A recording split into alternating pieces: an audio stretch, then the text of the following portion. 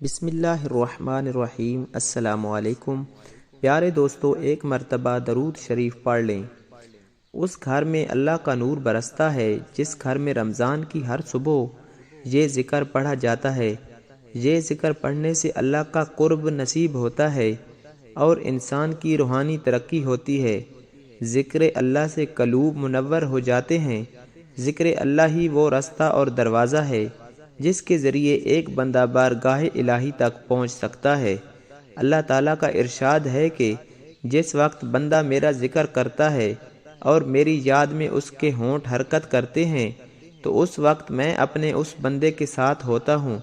حضرت ابو درداء سے روایت ہے، نبی کریم صلی اللہ علیہ وآلہ وسلم نے فرمایا، کیا میں تم کو وہ عمل بتاؤں جو تمہارے سارے اعمال میں بہتر اور تمہارے مالک کی نگاہ میں پاکیزہ تر ہے اور تمہارے درجوں کو دوسرے تمام اعمال سے زیادہ بلند کرنے والا ہے، اور اللہ کی راہ میں سونا اور چاندی خرچ کرنے سے زیادہ اس میں خیر ہے، اور اس جہاد سے بھی زیادہ تمہارے لیے اس میں خیر ہے جس میں تم اپنے دشمنوں اور خدا کے دشمنوں کو موت کے گھاٹ اتارو اور وہ تمہیں ذبح کریں اور شہید کریں۔ صحابہ نے عرض کیا، یا رسول اللہ صلی اللہ علیہ وآلہ وسلم، ایسا قیمتی عمل ضرور بتائیے۔ آپ نے فرمایا، وہ اللہ کا ذکر ہے۔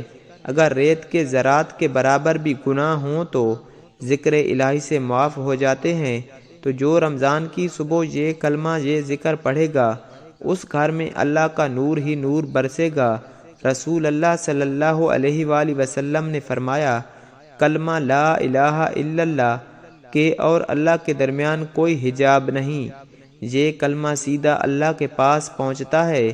حضرت ابو ہریرہ رضی اللہ تعالی عنہ سے روایت ہے، رسول اللہ صلی اللہ علیہ وآلہ وسلم نے فرمایا، جو بندہ دل کے اخلاص سے لا الہ الا اللہ کہے اس کے لیے لازماً آسمانوں کے دروازے کھل جائیں گے یہاں تک کہ وہ عرش الہی تک پہنچے گا، بشرطے وہ آدمی کبیرہ گناہوں سے بچتا رہے۔